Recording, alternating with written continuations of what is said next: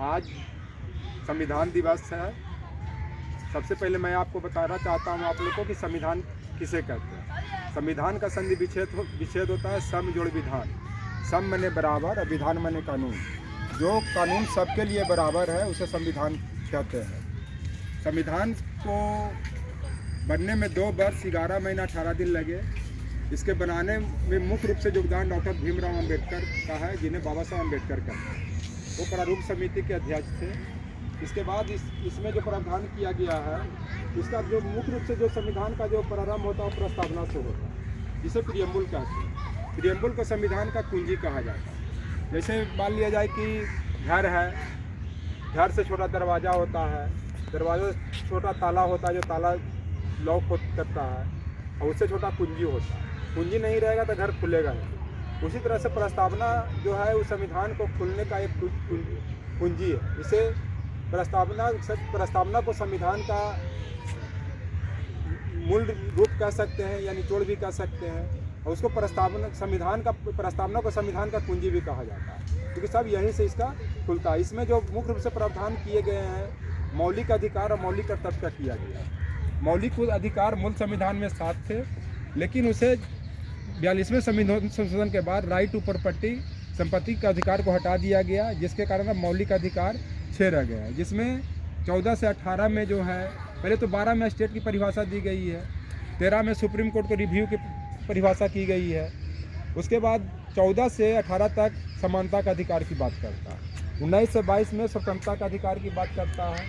19 से 23 में जो है मानव का दुर्व्यापार और बाल श्रम पर प्रतिषेध लगाता है। 24 से महिलाओं के शोषण पर प्रतिबंध लगाता है।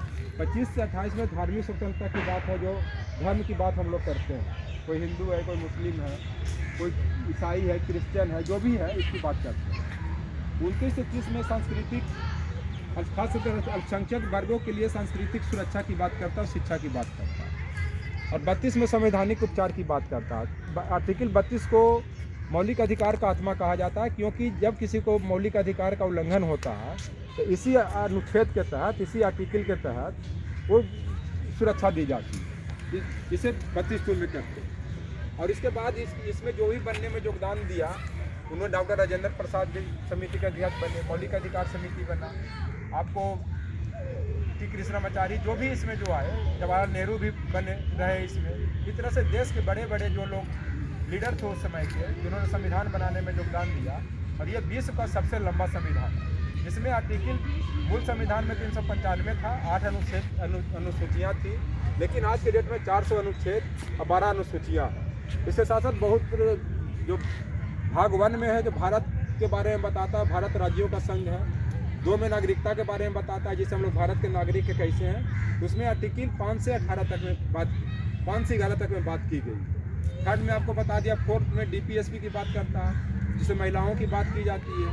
और महिलाओं के साथ साथ उस संविधान में और जो प्रावधान किए गए, महिला सुरक्षा की बात करते हैं। आज 26 नवंबर को महिला हिंसा उन्मूलन दिवस की भी मनाते हैं, जो संविधान से लिया गया।